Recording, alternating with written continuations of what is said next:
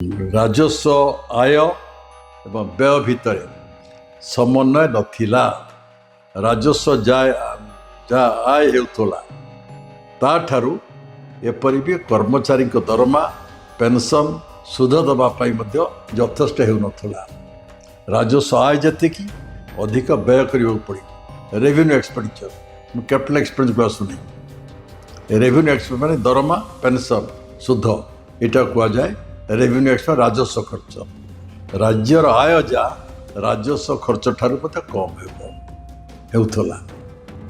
ଆଉ capital expenditure ଉନ୍ନତିମୂଳକ କାମ ପାଇଁ ଅର୍ଥ ବ୍ୟବସ୍ଥା ହେଇପାରୁନଥିଲା।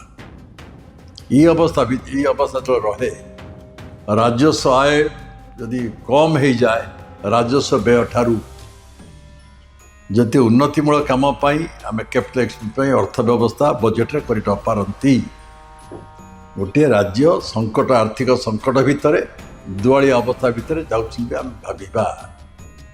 ଋଣ ଭାର ଯଦି ବଢ଼ି ବଢ଼ି ଚାଲିବ, ଆମେ ଏ ସରକାର ଆସିଲା ବେଳେ ବିଜେଡ଼ି ସରକାର 2000 ମସିହା ଆସିଲା ବେଳକୁ 13,000 କୋଟି ଟଙ୍କାର ବଜେଟ୍, 18,000 କୋଟି ଟଙ୍କା ଋଣ। ଆର୍ଥିକ ଦୁଆଳିଆ ଅବସ୍ଥା ଭିତରେ ଗତି କରୁଥିବା ରାଜ୍ୟ, ଋଣଜନ୍ତା ଭିତରେ ପଡ଼ିଥିବା ରାଜ୍ୟ, ଆର୍ଥିକ ପରିଚାଳନା ହେତୁ, ଆର୍ଥିକ ସଂସ୍କାର ହେତୁ ଆଜି ଭାରତବର୍ଷରେ ଓଡ଼ିଶାର ଆର୍ଥିକ ପରିଚାଳନା ଏକ ମଡେଲ ଷ୍ଟେଟ୍ ଭାବରେ ଗ୍ରହଣ କରାଯାଉଛି। Model state. ଗତ ସରକାର ବେଳେ ଋଣ କରାଯାଉନଥିଲା। 3 ବର୍ଷ ଧରି 21-22, 22-23, 23-24 ବର୍ଷ ଋଣ କରାଯାଇ ନାହିଁ। ଓପନ୍ ଯେଉଁ ଖୋଲା ବଜାର କରାଯାଇ ନାହିଁ। ଆପଣ ଋଣଟାକୁ ଯେଉଁ 25% ଭିତରେ ରଖିପାରିଲ, ତାହେଲେ ଯାଇକି ଆର୍ଥିକ ଉନ୍ନତି ହେବ, ଆର୍ଥିକ ସ୍ୱଚ୍ଛଳ ହେବ, ବଡ଼ ବଜେଟ୍ କରିପାରିବ। ତେଣୁ ଆମେ ଗୁରୁତ୍ୱ ପ୍ରଥମେ ଦେଲୁ କିପରି ଭାବରେ ରାଜସ୍ୱ ସଂଗ୍ରହଟାକୁ ଅଧିକ ବଢ଼େଇବା। କୌଣସି ଅଫିସର 3 ବର୍ଷରୁ ଅଧିକା ଗୋଟେ ସେକ୍ଟର ରହିପାରିବନି। ଯେ ସେଲ୍ ଟ୍ୟାକ୍ସରେ ଅଛି 3 ବର୍ଷରୁ ଅଧିକ ରହିପାରିବନି। ତୁମେ ଯିବ ଟ୍ରେଜେରୀ ବ୍ରାଞ୍ଚକୁ, ତ 3ଟା ବ୍ରାଞ୍ଚ ଫାଇନାନ୍ସ ଡିପାର୍ଟମେଣ୍ଟର, ଟ୍ରେଜେରୀ, ଅଡ଼ିଟ୍, ସେଲ୍ସ ଟ୍ୟାକ୍ସ, ଏ ଯେଉଁ ସବୁ ମୁହଁ ମାଡ଼ିକି ସେଲ୍ ଟ୍ୟାକ୍ସ ସବୁ ରହିଯାଇଥାନ୍ତି। କିନ୍ତୁ ଆପେ ଆପେ ରହିଯାଆନ୍ତି। ଯେଉଁମାନେ ଦାୟିତ୍ୱରେ ବିଭାଗର ରହୁଥିଲେ ସେମାନଙ୍କୁ କୌଣସି ପ୍ରକାରକୁ ସନ୍ତୁଷ୍ଟ କରି ବହୁ କର୍ମଚାରୀ ବର୍ଷ ଧରି ରହୁଥିଲେ ସେଲ୍ ଟ୍ୟାକ୍ସରେ। ତେଣୁ ବର୍ତ୍ତମାନ ଦୁଃଖର କଥା, ମାଇନିଂ ସେକ୍ଟରର ଆୟ କମିବାର ଲାଗିଛି। ଆମେ ସେ ସମୟରେ ବଢ଼େଇ 55,000 କୋଟି ହାଇଏଷ୍ଟ ଥିଲା, ବର୍ତ୍ତମାନ 40,000 କୋଟି 35 ପଳେଇ ହେଲାଣି। ତେଣୁ ପ୍ରଥମ କଥା ଆଗେ ଆୟ ବଢ଼େଇବାକୁ ହେବ। GSTରୁ ଆୟ ବଢ଼ିଲା, ମାଇନିଂ ସେକ୍ଟର ଆୟ ବଢ଼ିଲା, ଏକ୍ସାଇଜ୍ରେ ମଧ୍ୟ ବହୁତ କଳା ବାଟ ଥିଲା, ତାକୁ ମଧ୍ୟ ଆଣିବାକୁ ପଡ଼ିଲା। ବିଜୁଳି କମ୍ପାନୀ ମଣ୍ଟୁ ବିଜୁଳି ଆଲୁ ଆଦାୟ ହେଉନି, ଜଳସେଚନ ରାଜସ୍ୱ ଆଦାୟ ହେଉନି। ଯେଉଁଠି ଯେଉଁ ସବୁ ଢିଲା ଥିଲା, ୟାକୁ ସବୁ ଆମ ସଂସ୍କାର କରିବାକୁ ଗଲେ ମୁଁ ବଡ଼ କଥା କହିଦିଏ, ରିଭ୍ୟୁ। ମୁଖ୍ୟମନ୍ତ୍ରୀ ରିଭ୍ୟୁ କରିବେ, ଅର୍ଥମନ୍ତ୍ରୀ ରିଭ୍ୟୁ କରିବେ, ବିଭାଗୀୟ ମନ୍ତ୍ରୀମାନେ ରିଭ୍ୟୁ କରିବେ। ତା ଅପେକ୍ଷା ଶାସନ ସଚିବମାନେ ବିଭିନ୍ନ ସ୍ତର ରିଭ୍ୟୁ ଗୋଟିଏ ମେଥଡ଼ ଯିଏକି ଶାସନଟାକୁ ଚଳଚଞ୍ଚଳ କରେ। ମହାବାତ୍ୟାରେ ସାରା ରାଜ୍ୟ ଧ୍ୱଂସ ବିଧ୍ୱସ୍ତ ହୋଇଯାଇଥିଲା। ବିଶେଷ କରି ଅର୍ଥନୀତି ଅସଜଡ଼ା ହୋଇଯାଇଥିଲା। ଅସଜଡ଼ା ଅର୍ଥନୀତି ଆମେ କାହାକୁ କହିବା? ବିକାଶମୂଳକ କାମ ପାଇଁ ଦେଶ ପାଖରେ ଅର୍ଥ ନଥିଲା, ଆବଶ୍ୟକ ଅର୍ଥ ନଥିଲା। ଗରିବ ଲୋକଙ୍କ ପାଇଁ ଯୋଜନା କରିବାକୁ ଅର୍ଥ ନଥିଲା। କେନ୍ଦ୍ର ସରକାର ମଧ୍ୟ ଆର୍ଥିକ ସାହାଯ୍ୟ ଯାହା କୁହନ୍ତି ତା କରନ୍ତି ନାହିଁ। ଫିନାନ୍ସ କମିଶନ ରେକମେଣ୍ଡେସନ୍ ହଉ, ନୀତି ଆୟୋଗର ସୁପାରିଶ ହଉ, ଯେତେ କେନ୍ଦ୍ର ସାହାଯ୍ୟ ଯାହା ମିଳିବା କଥା ବଜେଟରେ କେନ୍ଦ୍ରୀୟ ବଜେଟ୍ ଯାହା ରଖନ୍ତି, ତା ରାଜ୍ୟମାନ ମଧ୍ୟ କମ୍ ମିଳେ ଏବଂ ଠିକ୍ ସମୟରେ ମିଳେ ନାହିଁ। ଏ ଅଭିଜ୍ଞତା ସମସ୍ତଙ୍କର ରହିଛି। ଏହିସବୁ କାରଣ ହେତୁ ରାଜ୍ୟ ଗୋଟେ ସମୟରେ କର୍ମଚାରୀ କି ବେତନ ଦେବା ପାଇଁ ଅର୍ଥ ଓଡ଼ିଶା ସରକାର ନଥାଏ। ବିଜୁ ପଟ୍ଟନାୟକ ଗଭର୍ଣ୍ଣମେଣ୍ଟ ବେଳେ RN ଦାସ ଥିଲେ ଚିଫ୍ ସେକ୍ରେଟାରୀ। କର୍ମଚାରୀମାନେ ଅସନ୍ତୁଷ୍ଟ ହୋଇ ତାଙ୍କୁ ମାଡ଼ ମାରି ଲହୁଲୁହାଣ କରିଦେଇଥିଲେ। ମାସ ପୁରୀ ଯାଏ କର୍ମଚାରୀମାନେ ଦରମା ପାଆନ୍ତି ନାହିଁ। ଠିକାଦାର କାମ ସରିଯାଏ, ପ୍ରକଳ୍ପ ସରିଯାଏ, ଠିକାଦାର ପଇସା ପାଇପାରେ ନା। ସେଥିପାଇଁ ସରକାରକୁ 300 ଦିନରୁ ଅଧିକ ଓଭରଡ୍ରାଫ୍ଟ କରିବାକୁ ପଡୁଥିଲା। ଓଭରଡ୍ରାଫ୍ଟ ନ କଲେ କର୍ମଚାରୀଙ୍କ ମାସିକ ବେତନ ଦେଇ ହେବ ନାହିଁ, ଋଣର ସୁଧ ଦେଇ ହେବ ନାହିଁ। Overdraft was the order of the day. ଏପରି ଅବସ୍ଥା ଏକ ସମୟରେ ହେଇଥିଲା। ଜନକବଲ୍ଲଭ ପଟ୍ଟନାୟକ ମୁଖ୍ୟମନ୍ତ୍ରୀ ଥିଲାବେଳେ କେନ୍ଦ୍ର ସରକାର ମାଗିଲେ 300 କୋଟି ଟଙ୍କା ଆମକୁ ଦିଅ, ସାହାଯ୍ୟ କର, ମୁଁ କର୍ମଚାରୀଙ୍କ ବେତନ ଦିଏ, ଆଉ କିଛି ଅତ୍ୟାବଶ୍ୟକ ବ୍ୟୟ କରିବା ପାଇଁ। ସେତେବେଳେ କେନ୍ଦ୍ର ସରକାର ଦେବା ପାଇଁ ରାଜି ହେଲେ, କିନ୍ତୁ ଗୁଡ଼ିଏ ହାତ ଲେଖି ଗୁଡ଼ିଏ ଟର୍ମ କଣ୍ଡିସନ କରିଦେଇ ଗଲେ। ନୂଆ ନିଯୁକ୍ତି କରିପାରିବ ନାହିଁ, ଯେତେ ପଦବୀ ଖାଲି ପଡ଼ିଛି 75 ଭାଗ ଉଚ୍ଛେଦ କରିବାକୁ ପଡ଼ିବ, ଶିକ୍ଷାନୁଷ୍ଠାନକୁ ଅନୁଦାନ ନୂଆ ଦେବ ନାହିଁ, ଇତ୍ୟାଦି ଗୁଡ଼ିଏ ସର୍ତ୍ତ ରଖିଗଲେ। ଏ ସର୍ତ୍ତ ମାନିବ ତାହେଲେ ଆମେ ତମକୁ କିଛି ଅର୍ଥ ଦାନ କରିବୁ। ସେତେବେଳେ ସରକାର, ଜନକ ସରକାର ବେଳେ ଏଇ ଟର୍ମ କଣ୍ଡିସନକୁ ଗ୍ରହଣ କରି ବାଧ୍ୟ ହୋଇଥିଲେ। ସେ ସମୟରେ ତତ୍କାଳୀନ ଦେଖାଇଥିବା ସଂକଟରୁ ମୁକ୍ତି ପାଇବା ପାଇଁ। ଆର୍ଥିକ ସ୍ଥିତି ଆମେ ଖରାପ କେଉଁ ଆମେ ଗାଇଡଲାଇନରେ କହିବା, କେଉଁ ୟାର୍ଡଷ୍ଟିକରେ କହିବା, କେଉଁ ଷ୍ଟିପୁଲେସନରେ କହିବା। ଯଦି ରାଜସ୍ୱ ବଳକା ହେଉଥିବ, ବିତ୍ତୀୟ ନିୟନ୍ତ୍ରଣ ଫିସ୍କାଲ ଡିଫିଟ୍ ଯାହା କୁହନ୍ତି ସେ ନିୟନ୍ତ୍ରଣରେ ଥିବ, ଡେଟ୍ ଜିଏସଡିପି ଋଣ ଉତ୍ପାଦକ, ସାମଗ୍ରିକ ଉତ୍ପାଦକ, ये जो आमर अच्छी FRBM act, फिस्काल responsibility budget management जो एक्ट अच्छी तार निर्देशनामा अनुसार काम करूथुब। नहेले आमे दुआलिया हो गला बोली कहिबा, डेट ट्रैप राज्य पड़ीजिव बोली कहिबा। ये राज्य डेट ट्रैप रे पड़ीथिला, दुआलिया हो जाइथिला। राजस्व आय एवं व्यय भितर समन्वय नथिला। राजस्व जा आय हेउथला ताठारु एपरि भी कर्मचारी दरमा, पेंशन, सुध दबा पाई मध्य यथेष्ट हेउनथला। राजस्व आय जतिकी अधिक व्यय करिବାକୁ पड़िବ। रेवेन्यू एक्सपेंडिचर, कैपिटल एक्सपेंडिचर को आसुनी। रेवेन्यू एक्सपेंडिचर माने दरमा, पेंशन, सुध, एटा कुआ जाए रेवेन्यू एक्सपेंडिचर, राजस्व खर्च। राज्यर आय जा राजस्व खर्च ठारू मते कम हेउथला। आउ कैपिटल एक्सपेंडिचर उन्नतिमूलक काम पाई अर्थ व्यवस्था हो पारुनथला। ये अवस्था जो रहे, राजस्व आय यदि कम हो जाए राजस्व व्यय ठारू जति उन्नतिमूलक काम पाई आम कैपिटल एक्सपेंडिचर अर्थ व्यवस्था बजेट रे करि न पारंती। गोटे राज्य संकट, आर्थिक संकट भितर, दुआलिया अवस्था भितर जाउछि आम भाबिबा। ऋण भार जो बढ़ी बढ़ी चलो, आम सरकार आसला बेले बीजेडी सरकार 2000 मसीहा आसला बेलू 13,000 कोटी टंकार बजेट, 18,000 कोटी ऋण। राज्य सेतबले आर्थिक संकट भितर गति करे, दुआलिया अवस्था को आसी जाए जेतेबले राजस्व आय राजस्व व्यय ठारू कम हो जाए। समय थिला 2000 मसीहा पूर्व राजस्व व्यय अधिक हो जाउथला राजस्व आय ठारू, सेथिपाई राजस्व नियंट अवस्था भितर गति करुथला। सेथिपाई ओवरड्राफ्ट सरकार करुथुले। ऋण भार बढ़ी बढ़ी चली थिला। ऋण होची कौन करिवे आपण, गाइडलाइन अच्छी FRBM रो, आपण ऋण एवं उत्पाद कहते डेट और GSDP रेशियो FRBM एक्ट रो आप शुणव शिखिपार बुझीपार राजनीति अर्थनीति बुझीपार। डेट GSDP ये रेशियोटा 25% भीतर रहिबा कथा। यदि 25% न रखिब ताहले तुमर आर्थिक परिचालन श्रृंखला दूर हो। पूर्व थिला या डेट जीएसडीपी रेशियो 25 ऊपर रही जाउथला, ऋण बढ़ी जाउथला, राजस्व आय कमी जाउथला, कर्मचारी दरमा पे अवस्था नथिला। या को हम सुधार आणले जाए आर्थिक संकट मुक्त हम ओडिशा। से आम बहु प्रकार संस्कार आनीलु ओडिशार अर्थनीति रे। बहु परिश्रम करिया पड़िथिला, बहु व्यक्ति परामर्श नवा पड़िथिला। जो आर्थिक दुआली अवस्था भितर गति करुवा राज्य, ऋणजंता भितर पड़िथिबा राज्य,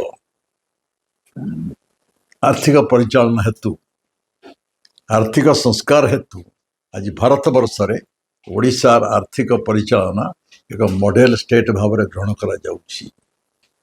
मॉडल स्टेट गत सरकार बेले ऋण करा जाउ नथिला। 3 वर्ष धरी 21-22, 22-23, 23-24 वर्ष ऋण करा जाई नहीं। ओपन जो खोला बाजार ऋण करा जाई नहीं। ऋण आम ऋण जंतार पड़ुले एपरी समय आसिला ऋण आम कलु नहीं। आम राजस्व आय राजस्व व्ययठू बढ़िला। जो बड़का राज्य हिसाब रे हला, बड़का राज्य नियंटिया राज्य बड़का राज्य करागला। ऋण जंतारू मुक्त करी ऋण करिबा नहीं, मुंड पिछा ऋण कमीगला, मुंड पिछा बढ़िला। इसको केमती करागला? बहु संस्कार आनिबा पड़ी। संस्कार कौन? प्रथमे आपन कह दिया आगे सेल्स टैक्स थिला, ताकू संस्कार आनिकी भाट करागला। भाट पर जीएसटी आसिला। या फल रे आपनकर जो व्यवसायी मान पर जो कर आसे सेल्स टैक्स जा कहते ये बढ़िला। आज भारत सरकार कहतु, राज्य सरकार कहतु, जो सेल्स टैक्स भाट जे जीएसटी है ये सर्वाधिक आय सेटू आसूची। आपण जो आयटा बढ़िबा दरकार, आय बढ़िले व्यय को जाइकी भेटी मीट करि पारिबो। आय बढ़ेबा पई बहुत पदक्षेप नियागला। गोटी हला ए जो संस्कार सेल टैक्स भाट जीएसटी। तापरे आसिला एफआरबीएम एक्ट, जो फिस्कल रेस्पॉन्सिबिलिटी, एफआर मान fiscal responsibility budget management, FRBM. FRBM केंद्र सरकार कले, राज्य सरकार कले। एफआरबीएम एक्ट गाइडलाइन अनुसार आप चलवा पड़ो। एफआरबीएम एक्ट कौन? प्रथम है आप राजस्व बड़का करने को पड़ो।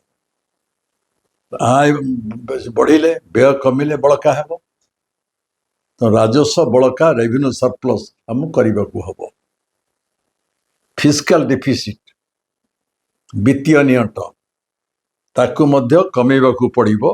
कमी कमी वर्तमान वित्तीय नियंट 3.5 को आसी।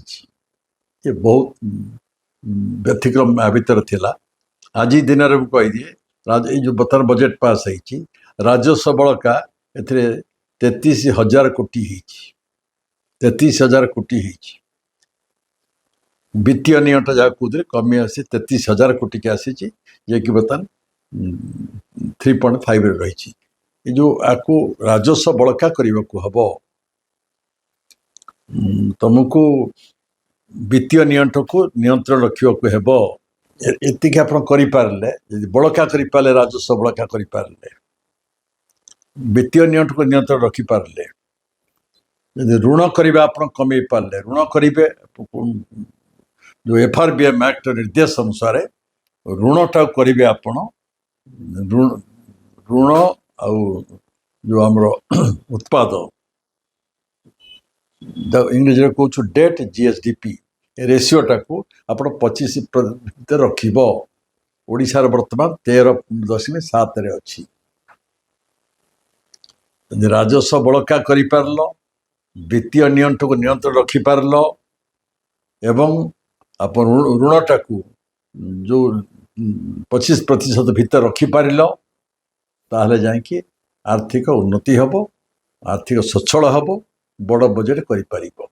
आम तो गुरुत्व प्रथमे देलु किपरि भाव में राजस्व संग्रहटा अधिक बढ़ेगा। राजस्व संग्रह अधिक हो गले ऋण करने आवश्यक है ना। ରାଜସ୍ୱ ସଂଗ୍ରହ ବଢ଼େଇବା ପାଇଁ ଯେତେ ସବୁ ଥିଲା ଗାତ ସବୁ ଥିଲା, ଯେତେ ସବୁ ଲୁପ୍ ହୋଲ୍ସ ଥିଲା, ସବୁ ବ୍ୟତିକ୍ରମ ଥିଲା, ଦୁର୍ନୀତି ହେଉଥିଲା, ସବୁ କମିବାକୁ ପଡ଼ିଲା। ମୁଁ କହିଦିଏ ସେଲ୍ସ ବିଭାଗଟା ହେଉଛି ଅର୍ଥ ବିଭାଗ ଅଧୀନରେ। ମୁଁ ପ୍ରତି 3 ମାସରେ ତାକୁ ରିଭ୍ୟୁ କଲି।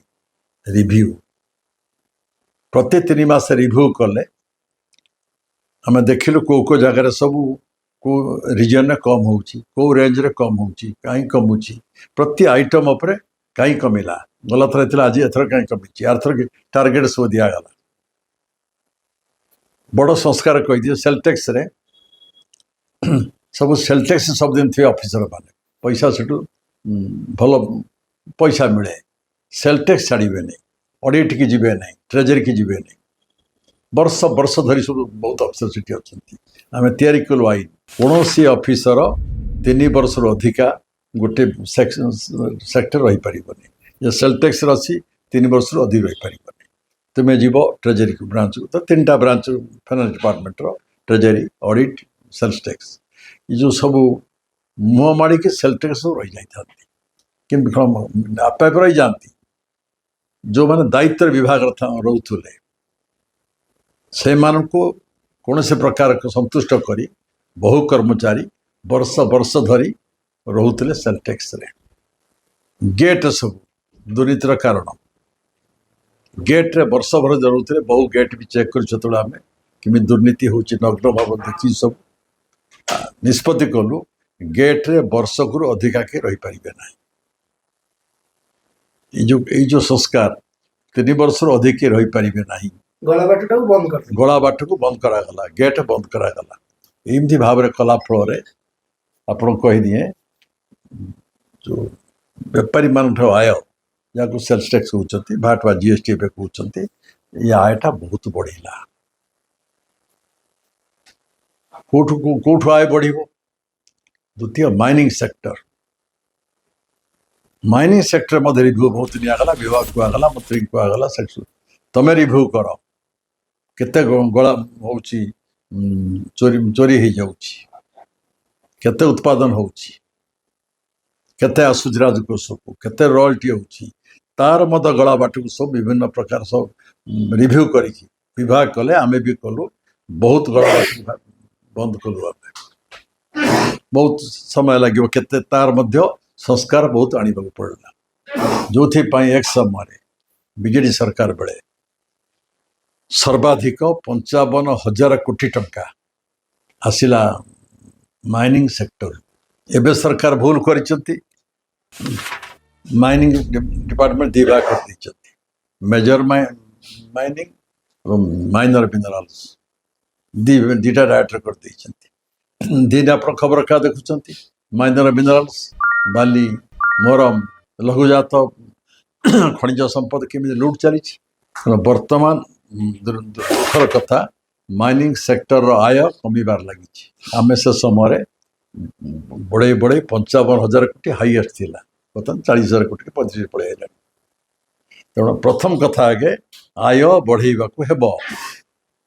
GSTରୁ ଆୟ ବଢ଼ିଲା, ମାଇନିଂ ସେକ୍ଟର ଆୟ ବଢ଼ିଲା, ଏକ୍ସାଇଜ୍ରେ ମଧ୍ୟ ବହୁତ ଗଳା ବାଟ ଥିଲା, ତାକୁ ମଧ୍ୟ ଆଣିବାକୁ ପଡ଼ିଲା।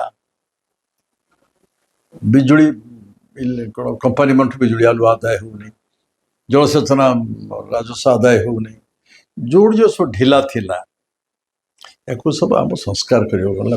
ମୁଁ ବଡ଼ କଥା କହିଦିଏ, ରିଭ୍ୟୁ ମୁଖ୍ୟମନ୍ତ୍ରୀ ରିଭ୍ୟୁ କରିବେ, ଅର୍ଥମନ୍ତ୍ରୀ ରିଭ୍ୟୁ କରିବେ, ବିଭାଗୀୟ ମନ୍ତ୍ରୀମାନେ ରିଭ୍ୟୁ କରିବେ, ତା ଅପେକ୍ଷା ଶାସନ ସଚିବମାନେ ବିଭିନ୍ନ ସ୍ତର ରିଭ୍ୟୁ ଗୋଟିଏ ମେଥଡ଼ ଯିଏକି ଶାସନଟାକୁ ଚଳଚଞ୍ଚଳ କରେ, ଶାସନଟା ଗତିଶୀଳ କରିବ।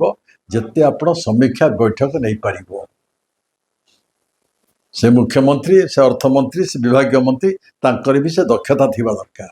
ଯେ ଦଖଲ ଥିବ ବିଭାଗ ଉପରେ, ପ୍ରଶାସନ ଉପରେ, ତା ରିଭ୍ୟୁ ସେ ନେଇପାରିବେ।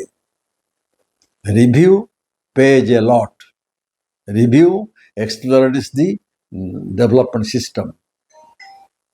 ରିଭ୍ୟୁ ବହୁତ ବାଟ ଆମ ପୂର୍ବରୁ ସବୁ ଥିଲା, କ'ଣ ବଜେଟରେ ଯାହା ଖର୍ଚ୍ଚ ନ ହେଇପାରିଲା ବ୍ଲକକୁ ଗଲା ପଇସା ଖର୍ଚ୍ଚ ନ ହେଇପାରିଲା ତାକୁ ଡିପୋଜିଟ୍ ରଖିଦିଅ, ତାକୁ ସବୁ ବନ୍ଦ କର। ଆଗରୁ ସବୁ ଦିଆହେଉଥିଲା ଏଲ୍ସି, ସବୁ ଏଲ୍ସି ସିଧାସଳଖ ମନ୍ତ୍ରୀ ଦେଉଥିଲେ କି ଅଫିସର ଦେଉଥିଲେ, ସବୁ ବ୍ୟାଙ୍କ ଆକାଉଣ୍ଟରେ ଯିବ। ବହୁତ ସଂସ୍କାର ଇମ୍ପ୍ଲିମେଣ୍ଟେସନରେ, ଫର୍ମୁଲେସନରେ ବହୁତ ସଂସ୍କାର ଆଣିବାକୁ ପଡ଼ିଥିଲା। ପ୍ରଥମ ଆଗେ ଆୟ ବଢ଼ିଲେ ଆବଶ୍ୟକ ବ୍ୟୟ ପାଇଁ ଅର୍ଥ ବ୍ୟବସ୍ଥା କରିପାରିବ ଏବଂ ବଳକା କରିପାରିବ। ଯାହାର ଆଜି ଦିନରେ ହେଇଛି ଏଇଆ, ଆୟ ବଢ଼ିଛି, କେନ୍ଦ୍ରୀୟ ଅନୁଦାନ ବି କିଛି ମାତ୍ରାରେ ବଢ଼ିଛି, ଓନ୍ ଟ୍ୟାକ୍ସ ନନ୍ ଟ୍ୟାକ୍ସ ନିଜ ରାଜସ୍ୱ ଅଛି, ଅଣଟିକସ ରାଜ୍ୟ ବିଭିନ୍ନ ଭାବରେ ବର୍ତ୍ତମାନ ରାଜ୍ୟ ସରକାରଙ୍କର ଆୟ ବଢ଼ିଛି।